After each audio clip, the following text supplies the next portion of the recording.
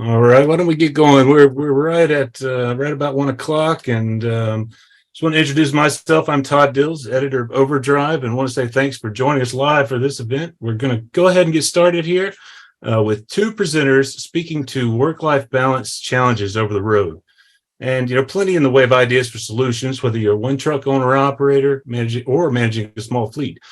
But before we dive into the meat of this, I wanted to go ahead and introduce Michael Coleman. He's a sales manager with the Best Pass company, and Best Pass is today's event sponsor. Michael's going to share a little brief introduction to the company and today's event for you. All right. Well, nice to be here. Thank you, Todd. So Best Pass is a toll management provider. We cover 100% of the major toll roads coast to coast. We work with over 15,000 fleets and drivers, customizing solutions to fit your needs. Recently, we signed a partnership with DriveWise to provide a way station bypass service, and the ultimate goal is to integrate everything so it makes everything easier for you. And that's why we're excited to sponsor this event. Anything we could do to help you guys free up time, get you back to doing what you want to do, and have that work-family balance. That's what we're all about, and that's why we're here sponsoring this. So we thank you for the opportunity. I appreciate it, Michael. Now we'll move on to our two panelists. A little later in the presentation, we'll hear from Overdrive's 2021 Small Fleet Champ competition winner, Jason Cowan. So Cowan's the founder of Silver Creek Transportation, based in Henderson, Kentucky. And it's a fleet that grew out of his purchase of Bob Clark Trucking back in the early 1990s. He grew the business slowly through its first couple of decades and then began executing a plan to scale further beginning in 2018. When the fleet was just at 9 trucks. And just 5 years later, Silver Creek has now passed 30 power units with a diverse customer base pulling liquid and dry bulk tanks, flatbeds, and hydrous ammonia, dry vans, more. We hear a lot from Cowan about the systems he's put in place with the goal to help operators working with him to fundamentally improve their life experience. But first, let's bring in Adam Wingfield. Adam's the founder and CEO of Innovative Logistics Group out of Charlotte, North Carolina. He specializes in solutions and services for carriers of all sizes, owner-operators, independent dispatchers, among others. Adam developed a love for trucks from a young age, and his truck driver uncle inspired him to pursue a career in trucking himself. Through the years, as we'll hear, he's worked as an owner-operator leased on, then with authority, and growing a small fleet before founding Innovative Logistics Group. As he goes through his first portion of this presentation, like I said, if you have direct questions, go ahead and type them using that Q&A button you see at the bottom of the screen. I'll be able to see them and relay them at the end of the presentation portion of the event. Every diesel needs to defend against clogged injectors, low lubricity, and slipping fuel economy. The best defense is the best defender. House Diesel Defender with advanced IDX4 detergent. Get a deeper clean, maximum lubricity, and boosted fuel economy. Guaranteed. House Diesel Defender. Get optimal performance. House, for every diesel. Here's a big thanks to the more than century-old House company for their support of Overdrive Radio. You can find them and more information about Diesel Defender and other of their fuel treatments and products via HOWES, houseproducts.com. Adam, big thanks for joining us, and why don't you go ahead and dive in. Marlon, if you can move that slide forward for us, that'd be great. Thanks, Todd, and thanks to the panelists, Michael, with such a great product with Best Pass. Wish we had stuff like that back when I was operating. But wanted to just dive right on in, and Todd gave you a little bit of backstory to who I am and what my journey looked like, which is very different from what the journey of independent or an owner operator would look like today.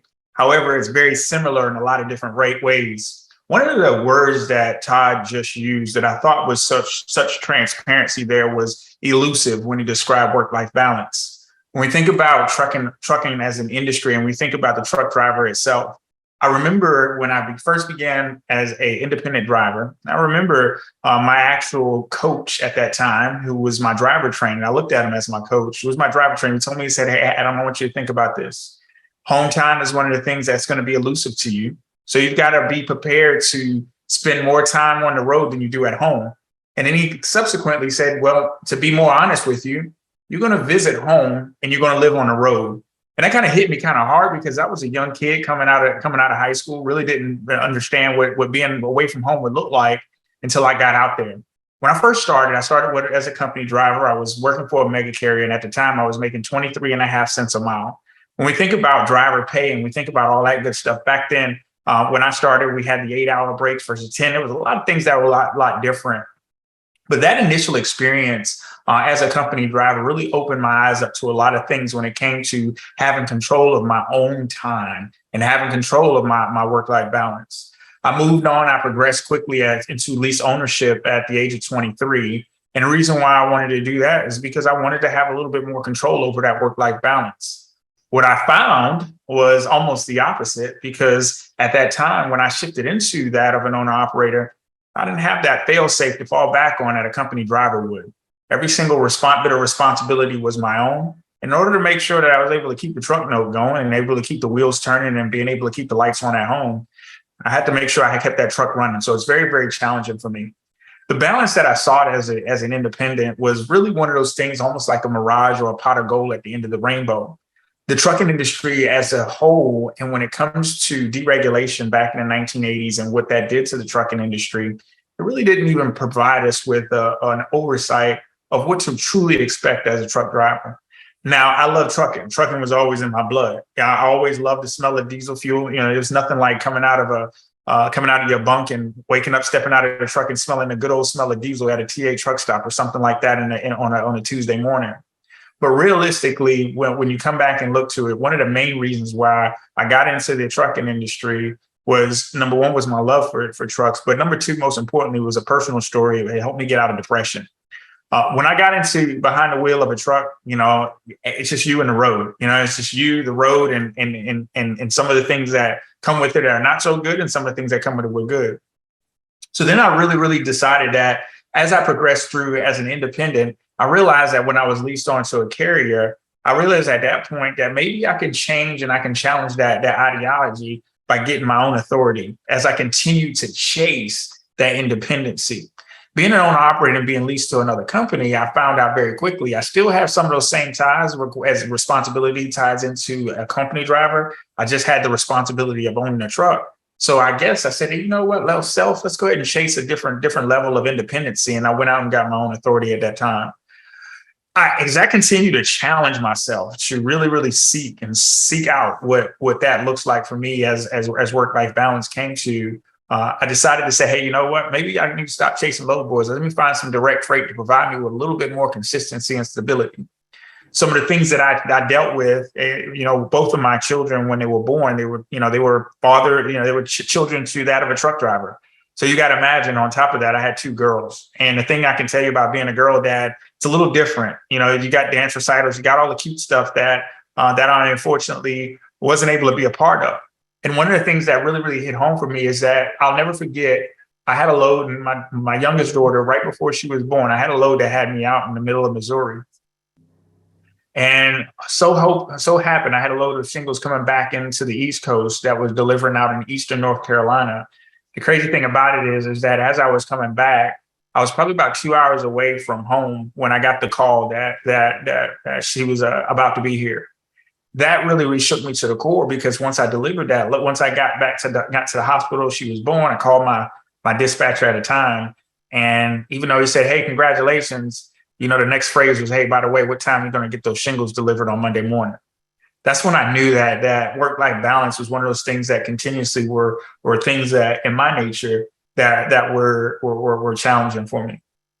So what I decided to do from my own control perspective is really focus on the word independency. And I tell owner operators this all the time, especially ones that are looking to take control of their own circumstances. You got to get your own customers. And one of the things that I hear, and we hear it a lot throughout the industry, and to me, it's propaganda-ish, is that a single owner operator or a single truck fleet owner or a 2 truck fleet owner can't go out there and get direct freight. That's not true. The very first thing I did was I got on the phone and I started calling farmers in my area on a Sunday. And so happened, the third telephone number that I talked to was the customer that provided me with the most stability that I ever had. And I was at that point, that was when I had just 1 or 2 trucks at that moment, but I was able to scale using that particular strategy. And as I continue to evolve and I continue to grow, I never changed what I did. I always went out and I was making phone calls.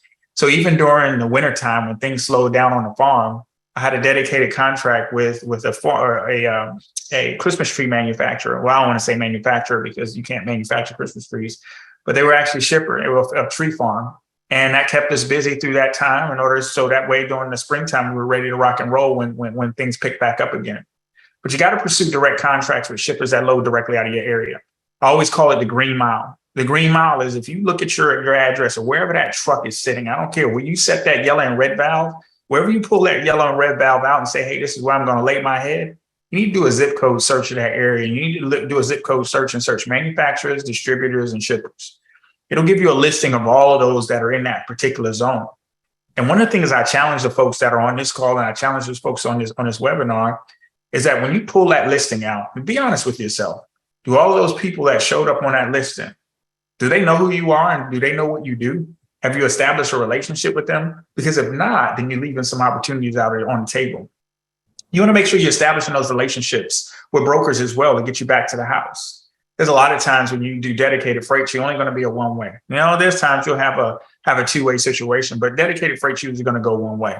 Well, that's an opportunity for you to build that relationship with a broker to get you on your backhaul lane back in that area. And everybody wants to go out and bash the brokers, but I can tell you what, there's bad in every single level of this industry. There's also good at every single level of this industry. The people that are representing titles are still at the end of the day people. Just like you are an owner, operator, or independent, you're a person. Just like you're a driver, you're a person. Just like it's a broker or a shipper, those are people. And one of the things that a lot of folks fail to realize is that people skills are very, very important. One of the things that as an owner operator, and I can tell you transparently, and for anybody else that was an owner operator or a driver, being out there on a loan, out there on the road all the time, 70 hours a week behind a wheel, that takes a lot of your interpersonal skills and puts it to the back burner. So we don't have those practice moments where we're in there having conversations, engaging with people. So a lot of times our people skills are not where they need to be. And when we don't have those people skills in place where they need to be, it's very, very difficult for them to be able to go out and have those conversations. And then number two, we're apprehensive to have those conversations because in the truck stops, we have those folks saying, oh yeah, nah, you can't get it. It won't go that way. It doesn't work that way. Well, what I tell you this is that don't be most people. Because if you listen to what most people are saying, then you become most people. And if most people can't get direct freight, then you become the most people that can't get direct freight. The thing when you establish those relationships, this industry is relationship based. If I ever looked in any other industry that I've ever come in contact with, whether it be retail or whether it be food service, it doesn't compare to the relationships that trucking hinges off of. I can't tell you how many times where we've guided and we coached somebody to really speak about being on the relationship side. And once they got out of their own way and got out of their own internal fears of going out there and having conversations, they go out and they get their own direct freight. I had a customer just 2 weeks ago that has been putting off that conversation in his green mile for a year. He made one phone call. And obviously there is exceptions to every rule, but he made one phone call and he sent me a text a week ago, say, hey, Adam, I need some trailers as a resource because I just landed my first direct shipper. These are the things that are the result of that. So more frequent home time, because at that point you can reject the lanes that won't put you in a position that you want to. And then you can also have some planning and predictability to where you can actually have that frequent home time and be able to have better family and community connection. And one of the things about the community side is as you, and I'm from a small town, and I know that small towns, there may not be the same resource. You may have to go out, you may have to deadhead a little bit. You may have to be a little bit more creative. But the result of all of that is really having that community connection as, hey, you know what? I know a guy that knows a guy that has a truck that might need to do this. That's why it's so important for you to own your backyard. And here's the thing.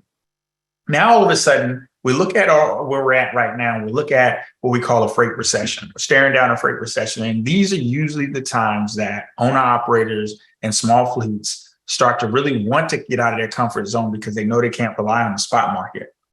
But it's just like when you have a fleet. And one of the things that you're going to hear from Jason, who also has a fleet, is that one of the best times to recruit a driver is when you don't need one.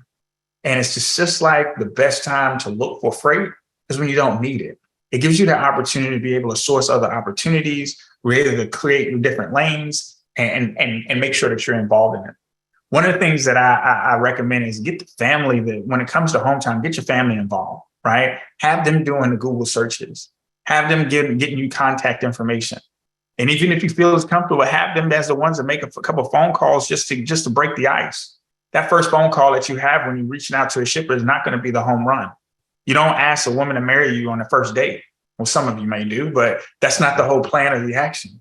But the same thing when you go in the shippers, the first thing you want to do is I just want to introduce myself and let you know a little bit about me. I want to get an opportunity where I can sit down and I can talk to you on the side at a time that might not be as busy, but I just want to put a name to the face. This is what I do. I'm in the area. I wanted to get an opportunity to meet you, and I would love to have an opportunity to see if we can do business together. Then one of the things that I found, which is really, really important, is that those times, especially when the market is the way it is, you're going to spend a lot more time on the road than you want to.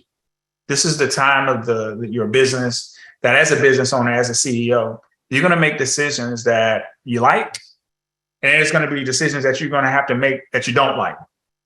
You're going to have to focus on the needs so that way you can focus on the wants at a later time.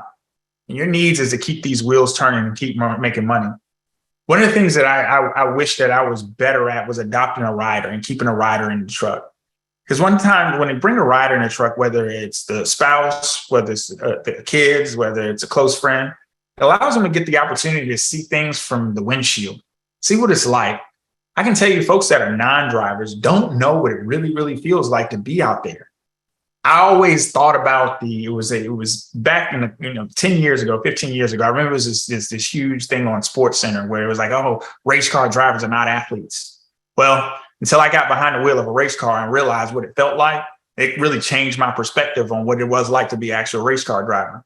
It's the same thing as a truck driving. If you ever been behind the wheel of a truck, going down a highway, just going down 100 miles, depending on the terrain, depending on the load that you're hauling, it does some work to that body. And you got to imagine doing that every single day for 6 consecutive days. I just recommend that just putting that rider policy on there. As an owner operator and as an independent fleet owner, even if you don't have the insurance under the policy that you currently have, seek alternative insurance so that way you can put somebody into the truck. And then most importantly, one of the things that I wish that I had back then when I first started was technology. Back then, honestly, I didn't have a cell phone until about 6 months into when I was doing my thing. When I first started, it was all about pay phones and pay banks. And when you pay phone banks, when you go to a truck stop, you got to sit there and you got to kind of wait until someone else is done and get out on the phone. That was the only contact that you had. There were no text messages like, hey, WID or HRU. There was none of that stuff back then. Now things have advanced to where they have that. And one thing that some folks are really, really apprehensive to adapting technology. But in some cases, you got to use technology for what it is. And in using that technology for what it is, it'll help you get there. Man, if I had this back in the day where I was able to do FaceTime, I can't tell you how many loads that I would have FaceTimed on. I can't tell you how many scenic overviews that I stopped on that I could just do a FaceTime from. And it really, really helps because when I think about mental health, there's two different healths that you really got to focus on as an independent owner operator, as a driver operator, and even as a fleet owner itself. Because as a fleet owner, obviously you're not going to be the one that's dealing with these type of things, but you got to be able to provide the support when those folks need it. And when I think about the technology that we have now, that you actually do FaceTime, and I think about back then that I didn't have that, man, I wish I had that. Making sure that you use that, because the thing is that mental health, and you got to just imagine, it's lonely out there, very lonely. You have very few people to talk to. I was when I was operating, the only people that we could talk to was on the CB radio. Well, things kind of advanced now, and those folks that were on the CB radio, like 90% of them, you didn't want to talk to anyway. Things are a lot more advanced now, and things are a lot more friendly to you to be able to do the things that are necessary. Now, I don't recommend using technology while you're driving down the highway. No texting and driving, no FaceTiming and driving. I want you to focus on the road, and I want you to be safe.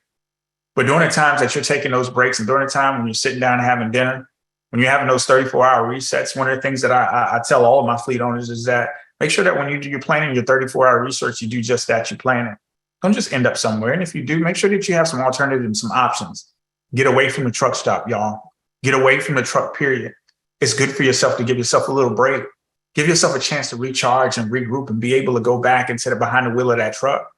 Because the thing about it is that I've been in situations where a little frustrated, whether you're having frustration from a shipper, whether you got on the phone with a broker and got frustrated, and it immediately impacts the way that you drive, right? So when I think about that, and I'm not an aggressive driver, but at that point, it changes your whole perception of the motoring public. So you got to be careful with that. And you got to make sure that you're achieving that same type of tone when you're moving through.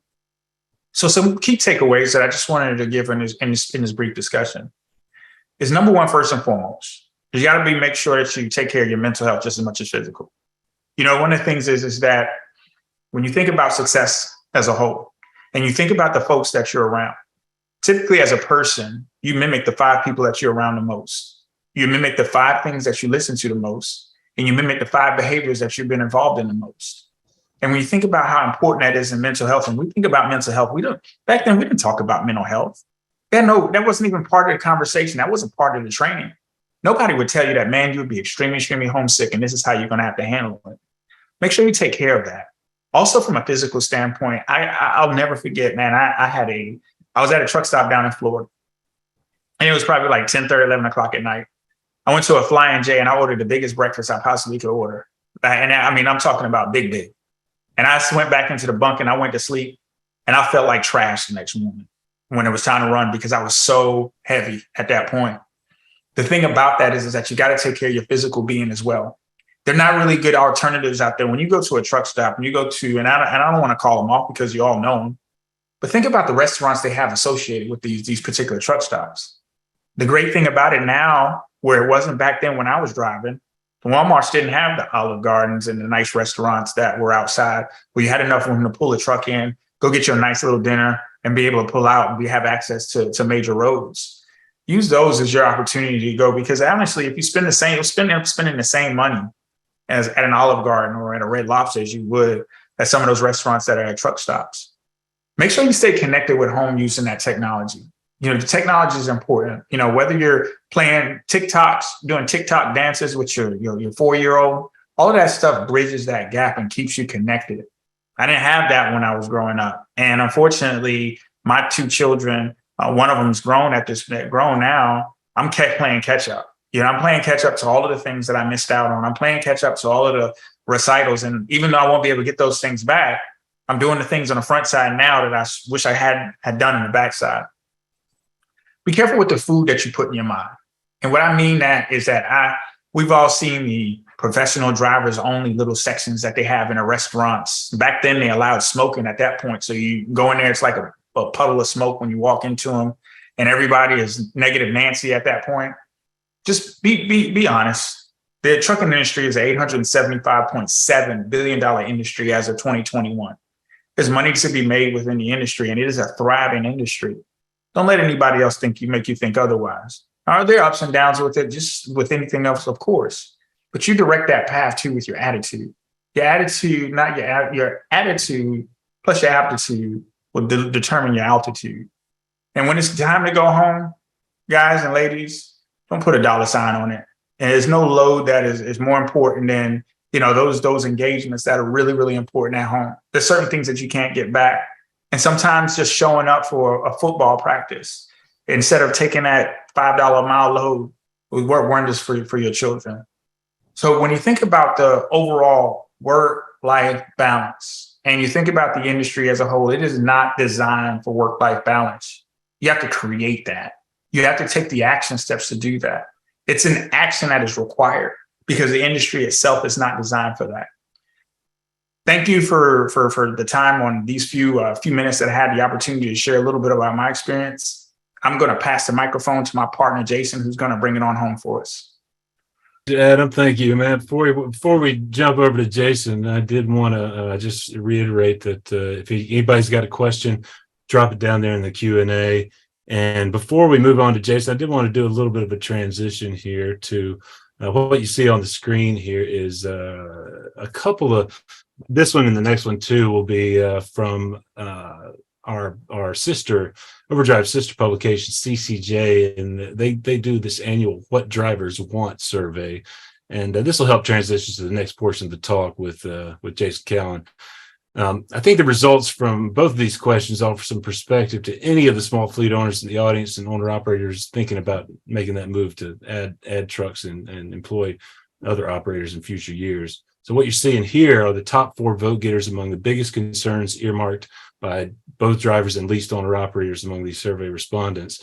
And, so when I look at this, it's just sort of stuck out to me, given that all these sort of point the way straight back toward home, as it were. Speaking to that technology piece that Adam mentioned too, results of a recent Overdrive survey that we conducted about costs and benefits of various communications technologies showed the second most appreciated benefit earmarked by all the respondents was the increased connection to home and family life enabled by technology. Marlon, go ahead and hit that next slide for me, will you? With this question, I think one thing that it illustrates is that it's clear there's room for improvement in that work-life balance. As Adam emphasized just a moment ago, industry is clearly not set up for it, but there's a lot we can do to create it. And what this also shows is some areas where I think there's a sort of a new generation of operators with somewhat different priorities than prior generations, and that's really impacting the choices carriers of all sizes are making when it comes to improved scheduling, particularly to get the operators home more often. But it's not all about home time, of course, but it does play a big part. Jason Cowan of Silver Creek Transportation here will start out with what he's seeing from the younger generation of operators coming aboard with his fleet as it's grown. Take it away, Jason. All right. And then there again, I just want to reiterate, thanks, Michael, for sponsoring this for us and doing that good work. And, one of the things when I began to be thinking about taking our operation from an owner-operator mindset to a company mindset was one of the things that I think that we ought to do is we begin with where we want to end up in mind. So the things that we do today, how does that affect tomorrow? And some of the decisions that I've made as we have grown Silver Creek is not necessarily what would I do at 2, 3, 4, 5 trucks, but what systems do we want in place when we have 30, 50, or 100 trucks? It's always really been inside of our culture to say, when we get there, we want to be ready for that opportunity, because I understand, as well as many of you do, that if your opportunity is there and you're prepared, then you can take advantage of it. But if it's not, then that's there. So the driver issue has always been one of the things that has been at the forefront of our operation, because without a driver, we don't have a truck that can go down the road. So I want to begin to look, and as we, you hear that term thrown around so much, we're a family company or a family culture, but what does that really mean? And what does the new generation of driver want? And one of the greatest things that I think that we can find is just to listen to what they're telling you and listen to what their actions are as to what they want. And I think some of the things that's different with our younger generation of drivers that are coming along now is the need that we all have for a driver. As I was coming up through the ranks and began as a company driver, and then I drove for a local small company here in Henderson, and then as we bought our own company, those times were different. We had pretty much all of the driver pool that we needed. There were always plenty of drivers available.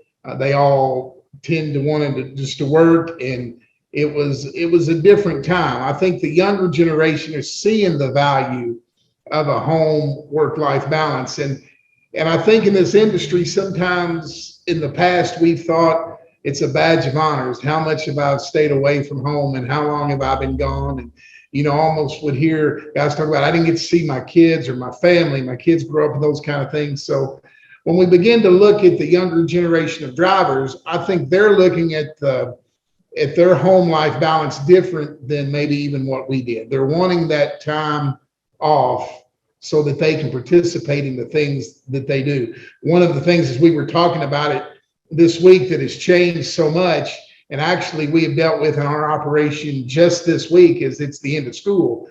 And at the end of the school year, maybe a generation ago, we would see you would graduate from kindergarten, then maybe you'd graduate from, 6th grade or middle school or high school, and you'd have those two things. Well, what we see now is every grade, every level has some type of recognition for their kids, and you might have a second grade graduation, a third. Well, all of our drivers, or a majority of them that have young kids, they want to be a part of that. And so it has been a struggle for our load planners just this week to try to strike that balance for them where they can see their kids do the things that they do in school. Whereas I don't think maybe the generations ago that would have been as much of a concern. It would have been less. So what we're seeing is that we have to change our attitude toward what home time really is for our drivers.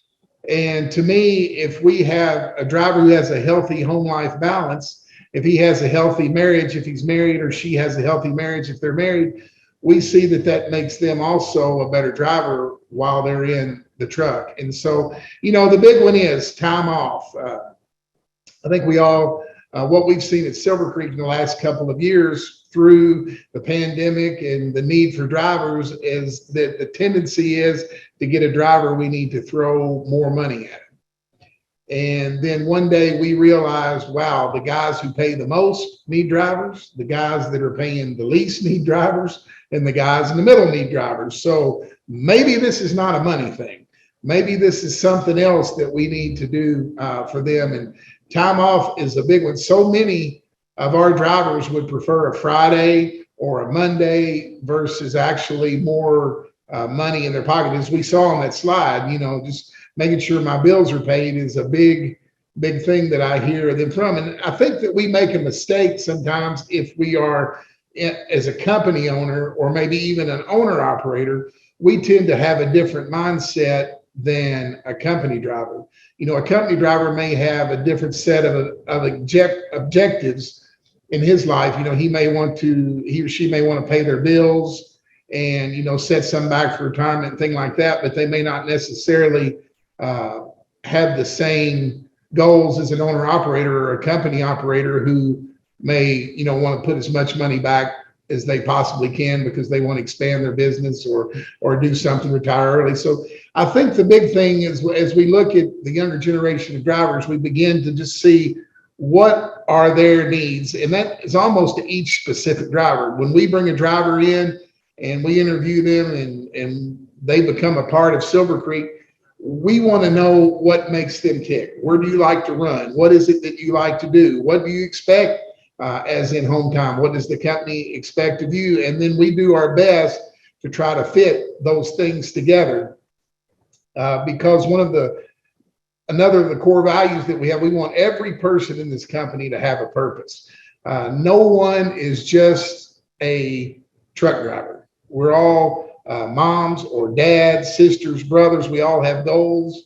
We all have dreams. And so as a company owner, what can I help a driver do to fulfill their purpose? And we hear that a lot among the younger generation of drivers. They want to be connected to something that makes a difference. I'm just not out driving this truck because, I'm driving it. I want a company that I believe has a purpose, a connection. How can I do that? How can I connect with other drivers on the road? And I think it's funny because as we see through the generations, each generation thinks the next generation are slackers. We talked to old men today. Well, we all worked hard. We drove trucks with no heat, no air conditioner. We drove them backwards and, all of that you hear at the truck stops. And the younger generation, and I think it's a great thing, they're not going to understand what it's like to sleep on a board on the back of a truck or something like that. We have the equipment, they have those things, but yet they still want to connect to what maybe their granddad did or their dad did or, their moms, whatever that was. They want to have that connection, not only with the company, but with the work that they do as well, because there has to be some gain for them to be out on the road all week, because the fact is many of them could make a good living at home. So why do they want to be out on the road and why do they want to do that? And many of them just want that lifestyle and they want that connection and they want to be able to do that. But then they also see, maybe it wasn't good for the generation before us to be gone all of the time and miss the graduations and miss the birthday parties, and how can we be a part of that as well? And I think where we are as an industry, there is enough work of different types that you can pretty much get those things that you want. But I think that when we begin to see our drivers as the lifeblood of our company, and we just work together and we communicate as to what each other expects, the thing that I've seen that kills relationships, whether it's our home relationships, relationships with our children, relationships with our shippers, with our brokers, with the people we deliver, and even with our drivers, is that we have to navigate those unmet or unrecognized expectations. When I have an expectation of a driver that I've not communicated to him, then when he fails on that, then we have an issue. When he feels like that he has, communicated something to me that he thinks that I should be doing, those unmet expectations will kill relationships no matter where we are. And we see that even with a shipper. Maybe a shipper thinks that we're supposed to be doing something that we're not. So it's almost to a place that we want to over communicate with everybody and talk about those things that we want. And we encourage our drivers, if you see something or if there's something going on in your work and your work-life balance, say something to us. And don't just assume, oh, well, the company just wants me to do this, or the company would like for me to do that. Or in the same way we tell our load planners, don't just assume those drivers can do that, because they want, not only that time off so they can be home, the purpose of saying I'm out here doing something either for my family or for my goals or my dreams. I want to connect this, but then also a chance to prove their abilities. I can do this, and throw me a challenge. And one of the cool things about drivers that I see, especially our younger drivers today, is that they want to be challenged. You raise the bar, they will come up to it. So many times I think, that old thing holds so many true, that truck drivers through the years might be known to fuss a little bit. I don't know if you guys have ever heard that, or might gripe a little bit about things from time to time, but what is it that when we hear them, when we hear what they're wanting, when we hear what they're saying, and then we bring that back, and then for me as a company owner, how can I help my team, help them? Everybody wins. And I've noticed, because we try to take detailed notes of why did a driver come, why did they leave, and all those things in between, we begin to see that a lot of times those were those unmet expectations that somehow that we missed. So we want to give them a chance to prove what they want to do. As we said, it's not all about money. In fact, we find that most of the time money is often not the driving force of it at all. But it is, something. It is, unfortunately, it takes a lot of money to get by these days. So we have that. That's a lot of things what's going on. We can move, I guess, to the next slide there. So, we talk a lot about, you hear this word, it's almost like a buzzword, the culture. What's the company culture? And one of the things that we want to change, that we seek to change at Silver Creek about the culture of the transportation industry, is the culture of how can we all come together, how can we work together, and how can we build this industry together. I love the trucking industry. I grew up loving the trucking industry. We love all the things that about the trucking industry, but some of the culture things, how can we change that? How can we change some of the things that we all believe that may or may not be myths? And we all know those things that we've heard, and we just keep hearing them, and then finally we repeat them and we accept them as true. But what is that? I think the new age of driver, they don't want to work until they're 75 in a truck, not all of them, and if they do, they want to do that because they want to, not because they have to. So how can we begin to help them have, a retirement plan somehow where the company can match what they're doing, so that way as they get older, they don't have to be in that truck till they die. And that's, we've actually seen and known, men and women who have been that way. And that's not something that we want to see. And also, how can I take care of my family? Health insurance, that's an important part and an important component of every company. How do I have that in case something happens? We all know that we can do well for long periods of time, and then one thing comes along and it can wipe out everything that we worked for a certain period of time. And, it feels like we start over again, and we definitely don't want to do that. Third thing, the open door policy.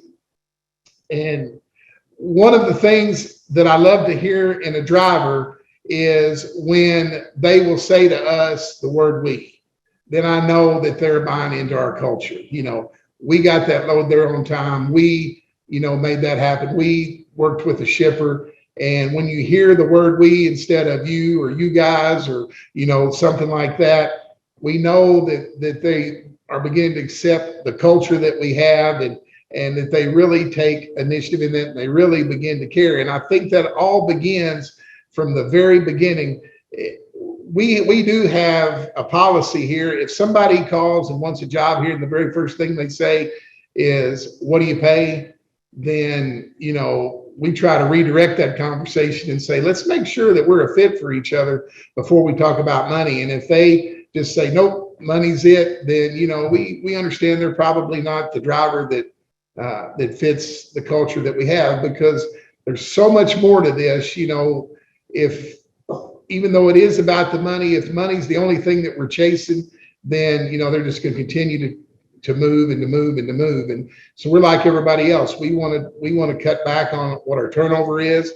We want people to stay here. We want people to be happy and to be a part of this company from now on, and to watch us grow and to look back over the years. So, we do those things to help the culture. Another thing that we do for our drivers is that we try to do for our spouses. The very last thing that we want is for spouses to be fighting while they're in my truck going down the road. And so, if we can have things that they can take advantage of all year, such as we provide a lot of educational opportunities for them to be able to, maybe it's something they want to learn about their finances. Maybe it's something they want to learn about how to have a better relationship. We do that inside of our company for them so they can take advantage of it on their off time. Because, one of the things that I learned early on was that a driver has something that I don't have, and that's time. And they have time, and they have a lot of time. And, when I tell our load planners that, when you give them a load, you go on and you're working on something else, but that driver has a job to get that load there safely, and they may have 8 or 10 hours in a day to think about everything that you said to them. They may think about everything they have, and and sometimes, that's a great time to be able to give them, as Adam said, the technology, maybe podcast things they can listen to while they go down the road to better themselves and to help themselves. And, if we can incentivize that for them, then, at the end of the day, they become not only a better driver, they're, a better husband, wife, family person, and hopefully, a benefit for our company as well. And then the last thing I see that they want is people love doing what they love to do. And I know that's kind of just a weird thing, but, we have drivers that love to do certain types of freight. If we can hook them in a groove and get them into that freight, the things that they like to do, we just see that it helps our company flourish tenfold, because it takes the pressure off the load planners. It takes the pressure off the safety people, because they're doing things they like to do. They're doing things they're comfortable with.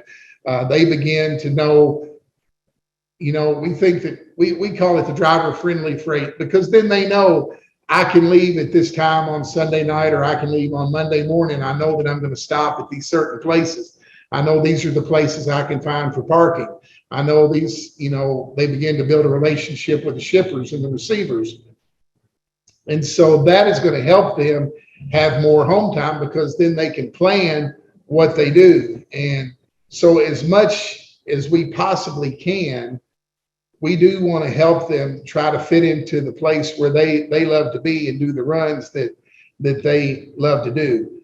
Because the big thing that we've seen, if you're a truck driver, you're nomadic in nature. You really want somebody to give you a job and leave you alone and let you do it. And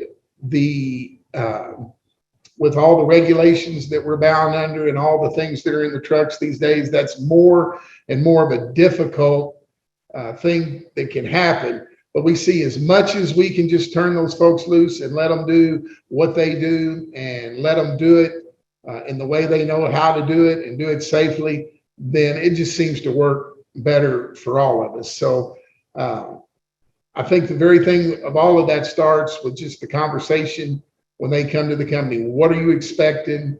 This is what we need as a company. This is how we operate, and can we work together? And it's okay, I think, to tell, a driver to tell a company, hey, you have good equipment, you have this or that, but the culture is just not what I'm looking for. This is not the job that I'm looking for, and I'm wanting that. Those things, I think so many times we're under the pressure to fill that truck, fill that seat, fill that seat, fill that seat. And then when we fill that with either, when we bring in a driver that's not a fit for us or we're not a fit for them, then it causes more issues for us than we solve.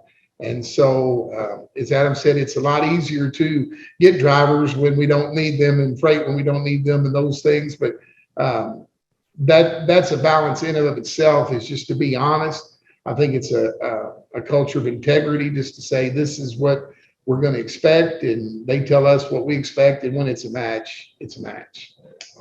So,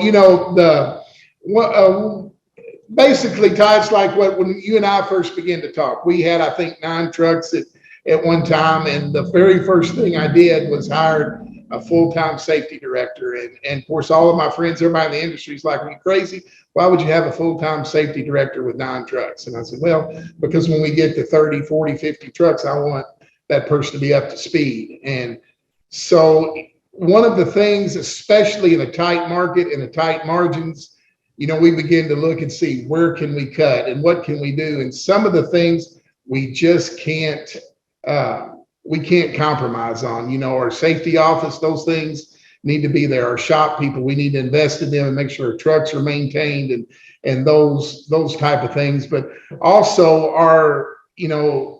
as things tighten up the market, as an owner, it's my automatic nature to go, okay, we got to pull in. Don't spend money where you don't have to. Try to get those guys, more loads. But sometimes we just need to realize that, hey, it doesn't matter if we're talking today about trucking, if we're talking about the car business, if we're talking, no matter what business we're in, ultimately we're in the people business. And so, it's still about our people, and we have to realize, hey, if inflation's up, they're struggling at home, we're struggling to keep food on the table and those kind of things. It's the same way in a company. We want to keep the main thing, and not get too thin in the back office or in our shop, and keep those guys going as well. Yeah. Next slide there, Marlon. That's a good setup for this. Good setup. Yeah. So if you're going to be a company owner, operator, these are just some things that I've found myself. This company has to be able to operate without me here. If not, then I'm just working my own job. Are we delegating things to people and then letting them do it? Do I train my load planners the way that we want to do it and then turn them loose to do their thing? Does my safety person have the authority to do the things that she needs to do to be able to be successful? The shop, I think we give all those folks the parameters, just like we do our drivers, and we have to be able to trust them. Now, is it always going to work the way that maybe I would do it? Probably not. But that's when we come back, and I think at Silver Creek, we have regular staff meetings and those things, and then we're able to address, okay, what did we do right? What did we do wrong? Train those folks, delegate it, and let them go. And then I think as a small fleet owner, I had to realize that my job is not what it was as a driver. No longer am I out day to day making the customers, flipping rocks, doing the contacts. I spend a lot more of my days doing administrative things. And so I realized that I could work 24/7 myself, but I want to go home too. And I need that home life balance in my life. And I think that we can spend, especially as an owner operator, because you're doing, especially a small owner operator, you're doing the maintenance, you're doing the driving, you're doing the book work. Delegate some of those things out. It may be worth paying somebody a few $100 to do something for you that maybe you could do, but it gives you time to be home with your family. And, not every emergency is your emergency. Prioritize what's going on, and the big things go home. You can get another job, you can't get another family. And so those things are very important to realize, what do I need to let go of, and what do I need to delegate, and what takes priority in my day. Yeah. If anybody's got questions, go ahead and type them in the Q&A. We've got a couple teed up here already. Wanted to thank both you, Adam and Jason, for running through that with us. Marlon, if you could go forward here to the next slide. First up, this is one that I've gotten from a few people here just before we got on the live Q&A, but it has to do with just the nature of the market now. And both of you guys touched on some of this already. It's a stressful time, particularly for independent owner operators out there looking for loads. So say to get back home, getting offers of as low as I've heard recently, $1.10, $1.20 a mile, and it's the pressure's on a lot of people, I think, to just run. But how do you deal with the stress that comes with that, and kind of not getting overwhelmed by like the market conditions that you really can't control in a lot of ways? What are some of the tips there that for dealing with those kinds of things? Man, if I could take the beginning part of that, and it's just like what I say all the time, man, you got to control what you can control.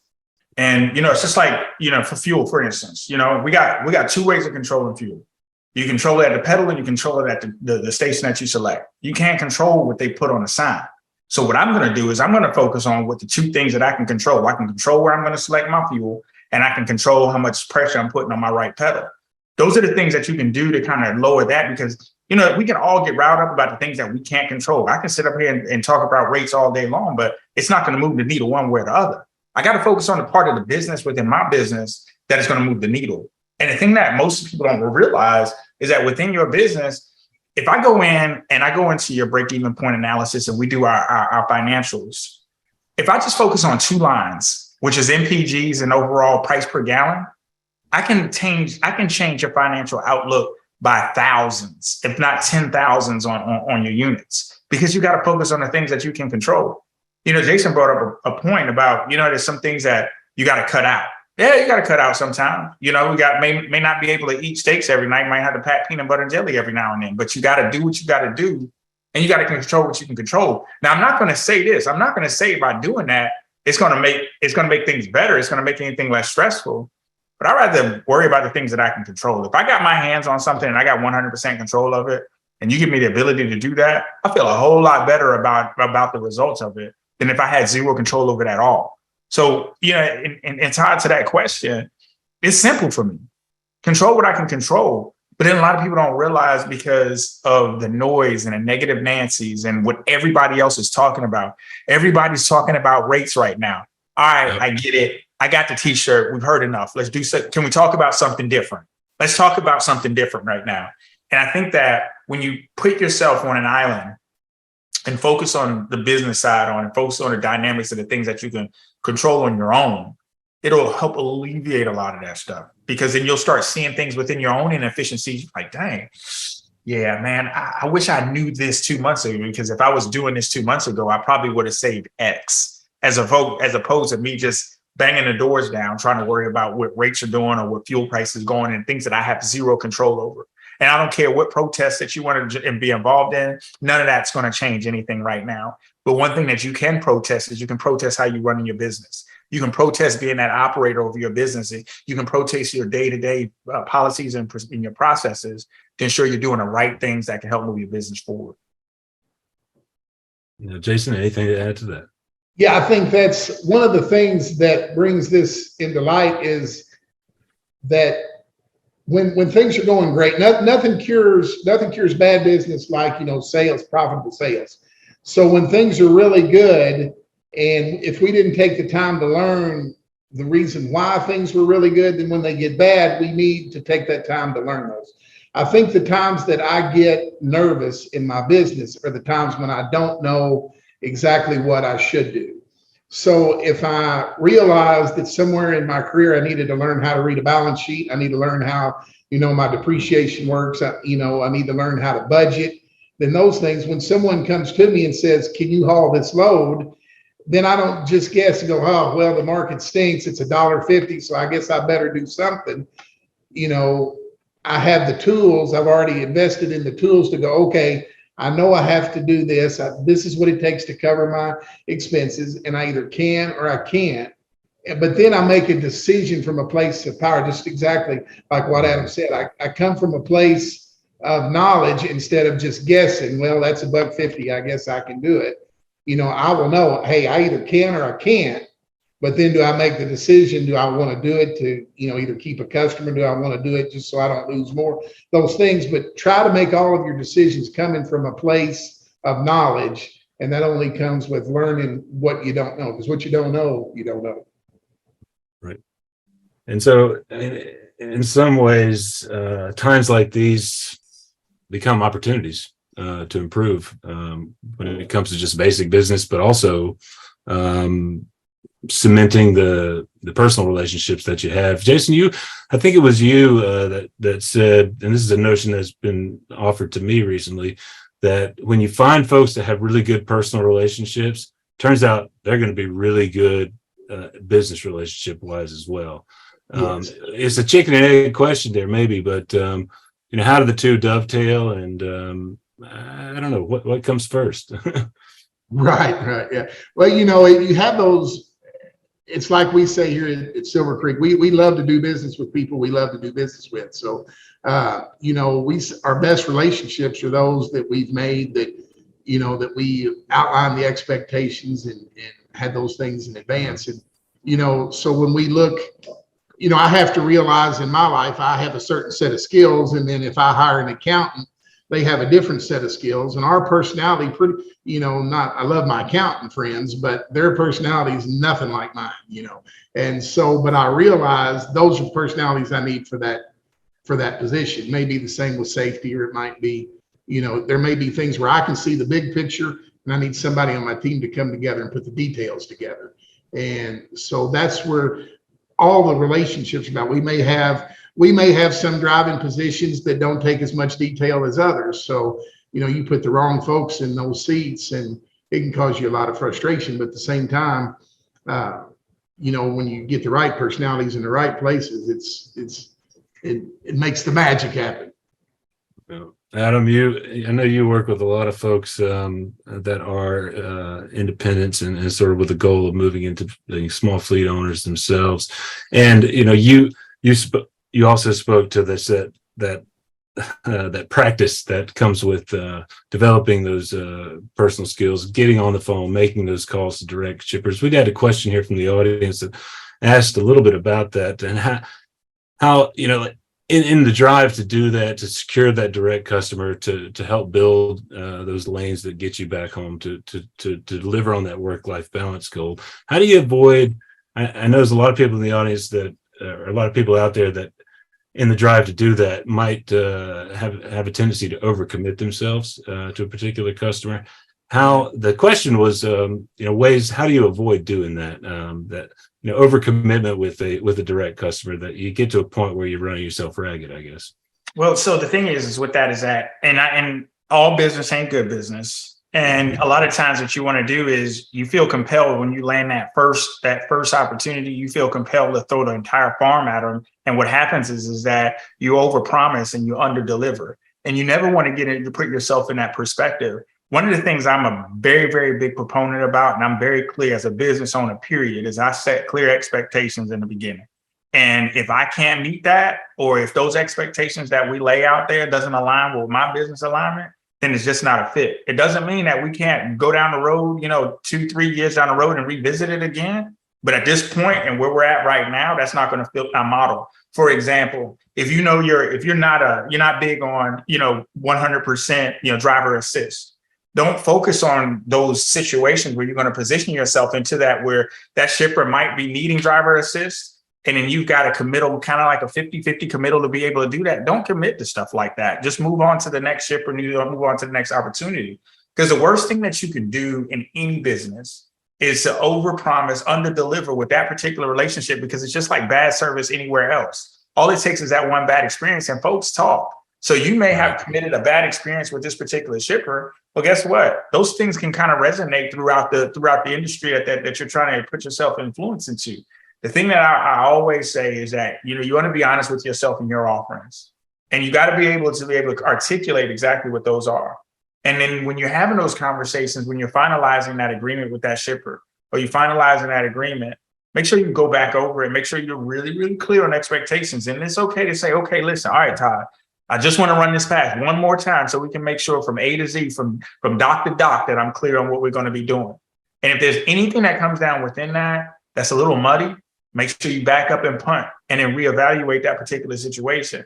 But there's opportunities like that all the time. And I can tell you, just to land business, sometimes you go outside of the box that you normally would be in outside of. And I get it. There's some times where you might be able to give a little, but at the same time, you got to expect the same as well. It's all about negotiation. And sometimes with a shipper, you might have to expect a little bit more on their end. Maybe it's, hey, you know what? I need to make sure that when I'm FCFS, when you see a Silver Creek truck, let's just say everything stops. So that way we can go ahead and we can get in and get out. But those are the things that you got to establish in the beginning. And then after that first week or so, those first two weeks or so that you're working with that customer, reevaluate that relationship, make sure things are going the way that they're supposed to. It's okay to survey to find out exactly the things that land in the way they're supposed to land. And in those first 30 days, you want to make sure you continue to keep that touch point hot. So that way you'll know if there's any inaccuracies in what you agreed upon, you guys can go ahead and correct it at that point. Yeah. Have you found yourself in those kinds of situations, Jason? Where you're I have, and you do, and he's exactly right. You tend to go in going, oh yeah, we can do whatever we need to do, and we do that. And when you give them the expectation that they're just going to do everything that I ask, and I think you do have to be careful of the things you say. If a customer comes and says, can you give us a truck every day? Well, yeah, I'll give you a truck every day. But then you don't define exactly what that means. There again, that's one of those unmet expectations. They may understand that different than what you're understanding that. Right. And so, just to be clear and realize that, especially as you grow your company, if you're going to try to get more than 1, 2, 3, 4, 5 trucks, is to realize, what are the things that I'm leaving on the table? What are the things that I can provide that someone else can't, but yet I don't, for your service, your time, those things that you provide are worth something. And so you have to realize that they're going to pay that service, and, that relationship's going to work, but you do have to set those boundaries very clear, or, people will think they'll expect things that you didn't necessarily communicate. Well, we're getting past the 2:00 hour here. That was our scheduled time to end, but I wanted to give you guys an opportunity to give us some final thoughts. We do have some questions that kind of touch on training. Any thoughts on training the office staff there, Jason? And also, I know, Adam, you talked a little bit about physical health, mental health, maintenance of that. I was curious to hear from you anything else you might have to add on that as well, if you want to put that in your final thoughts. But let's go ahead and each of you give some final thoughts, and we'll start to wrap it up here. So I'll take the physical health and the mental health thing. It's very important. And there are resources that are available out there. I mean, Google is your biggest friend. I mean, there is a service for everything out there. And what inspired me to really kind of open my eyes to that is when I saw this business that was in my neighborhood that was like a dog poop scooping service, that I was like, wow. There's a business out there for everything. So if you think about that as an independent owner operator, there's a business out there that's going to provide you with the retirement plans if one doesn't. Some will, some won't. So what next? Keep driving keep finding those solutions to help you get exactly what you need. And then most importantly, man, just stay healthy. I really look at some of the alternatives and these options out there that are available. Those things are not one of those things that are beneficial to us as a trucking community, whether you're a driver, owner, operator, even when, even beyond that. But stay healthy, use the resources out there that are available. there's so many different retirement plans that are out there, just like, Jason hit on just the fact of, everything's going great when it's great, but all it takes is that one thing. And then all of a sudden you got to start back over again. So when you think about those retirement plans, man, you always got to put something to the side, find a resource that will allow you to do that. And don't stop at the word no. No. Jason? Yeah, I think you speak to my heart when we talk about training, because I love to train our people. I love for them to grow. And there are, just as Adam said, tons of things. And we use a lot of resources. We're actually kicking off a new training module for our fleet manager, for safety, for, and for our maintenance guys. And we take advantage of everything that we can as far, maintenance wise. Say some of our local vendors will provide workshops. They'll have, OEMs come in and how better to service or those things. Take advantage of every bit of that. There are a lot of resources. If somebody wants to shoot me an email, I can share with them what we know, but how to be a better fleet planner, how to be a better dispatcher, how to be a better, in accounting, how to read a balance sheet, those things that when we, many of us get in this business because we love trucks and, we just need to learn them, and it's not, I think we need to learn every day. So, yeah. Well, thank you, Jason. Thank you, Adam. You can see their contact information on the screen here. Do definitely reach out to them with further questions that you have, or reach directly to me. I know how to get in touch with them, of course. And I'd encourage you to visit their websites and keep tabs on them. We'll try to keep up with them as well at overdriveonline.com. Big thanks to Michael with Best Pass. Find them at bestpass.com. And I tell you what, everybody, share this around. This thing will be available on demand after we wrap up here. If you feel like there's an operator out there, a small fleet owner-operator that could get something out of this, and I do believe that's the case, definitely share it with them and spread the word about it. And otherwise, keep in touch, and we thank you for taking part in this.